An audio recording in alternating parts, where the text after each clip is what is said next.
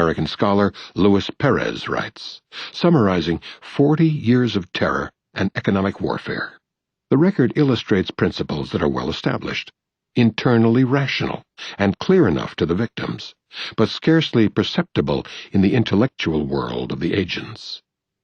It was not only Cuba's successful defiance that led the Kennedy administration to punish the population of the criminal state.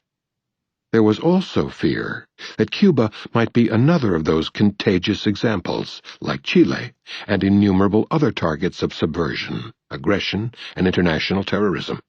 Cuban independence would encourage others who might be infected by the Castro idea of taking matters into their own hands. Latin American advisor Arthur Schlesinger warned incoming President Kennedy. President Eisenhower had already expressed his concern that Castro had gained great prestige in Latin America, which meant that governments elsewhere cannot oppose him too strongly, since they are shaky with respect to the potentials of action by the mobs within their own countries, to whom Castro's brand of demagoguery appeals. The dangers are particularly grave, Schlesinger elaborated, when the distribution of land and other forms of national wealth greatly favors the propertied classes, and the poor and underprivileged, stimulated by the example of the Cuban Revolution, are now demanding opportunities for a decent living. The whole system of domination might unravel if the idea of taking matters into one's own hands spread beyond Cuba's shores. British intelligence concurred, benefiting from its rich experience with insubordination. In June 1961, the Joint Intelligence Committee warned that Castroism still retains much of its popular appeal. If, in the longer term, the Cuban Revolution succeeds in achieving a stable regime, which appears to meet the aspirations of the depressed classes, there will be a serious risk that it will inspire similar revolutions elsewhere in Latin America. The threats are dire and persistent, a constant frustration to planners dedicated to democracy promotion, revived again today in Venezuela, in fact much of South America. Concern over viruses and the infections they may spread has been a persistent theme among great powers. Sober European statesmen feared that the virus of the American Revolution might poison the civilized world order.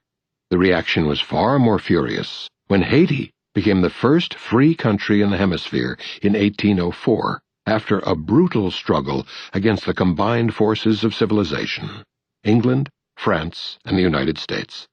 Its liberation was particularly frightening for the slave state to its north, which refused even to recognize Haiti until 1862, the year it also recognized Liberia, both considered to be possible places to dispatch freed slaves. In later years, the United States took over from France the primary role of tormenting Haiti, continuing to the present.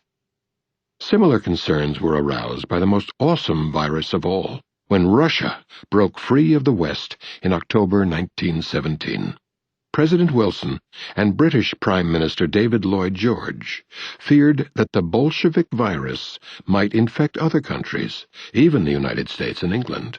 These concerns persisted into the 1960s, when the Soviet economy began to stagnate, largely because of the huge military programs undertaken in reaction to Kennedy's military buildup and his refusal to consider the offers of sharp mutual reduction in offensive weapons by Russian Premier Nikita Khrushchev, who was hoping to avoid an arms race that would devastate the far weaker Soviet economy.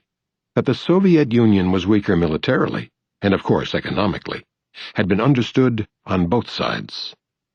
The issue at the heart of the Cold War was described accurately by one of the most respected figures of Cold War scholarship, John Lewis Gaddis, who plausibly dates its origins to 1917-18. The immediate Allied intervention in 1918 was virtuous in intent, Gaddis explains.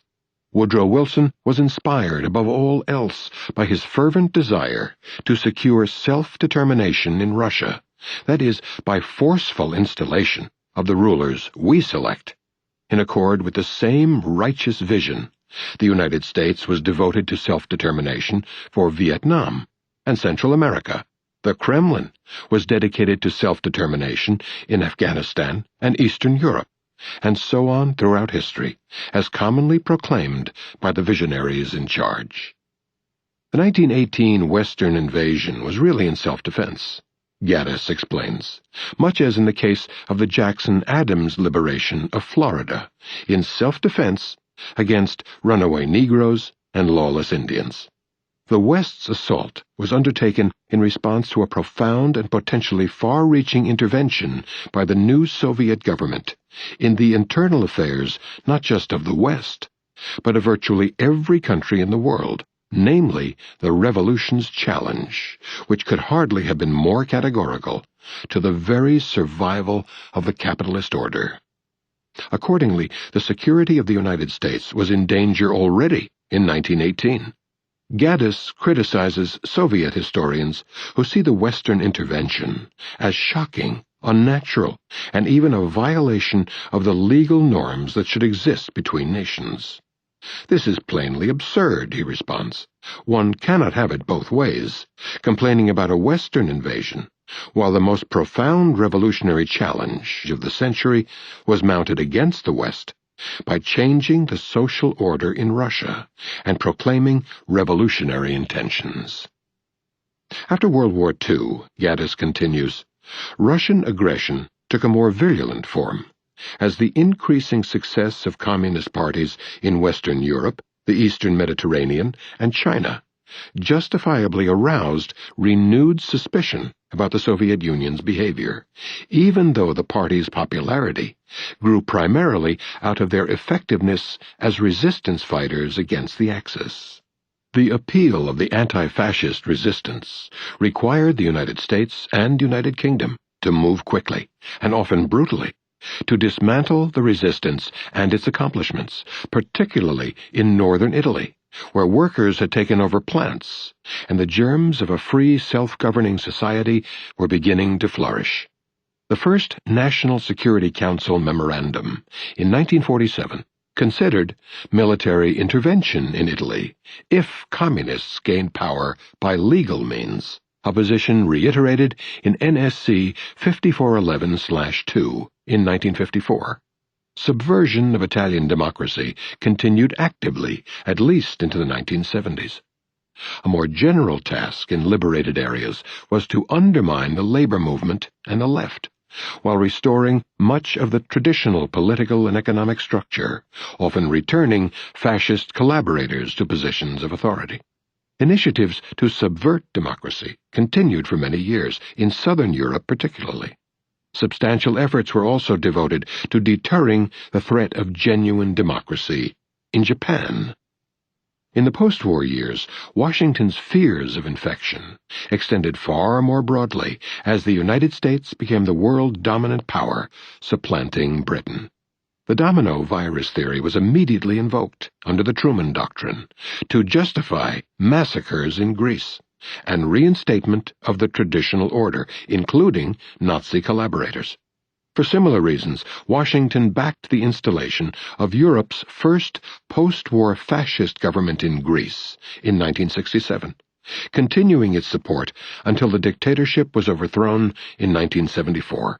The concept was repeatedly deployed to justify destruction of parliamentary regimes and imposition of murderous dictatorships throughout much of the world, in order to guarantee stability and control of vital resources.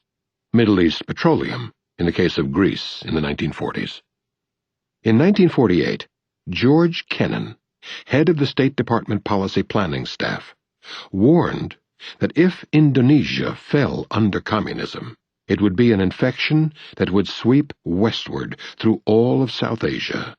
For such reasons, Kennan held the problem of Indonesia is the most crucial issue of the moment in our struggle with the Kremlin, which had little to do with Indonesia, apart from serving to create misimpressions.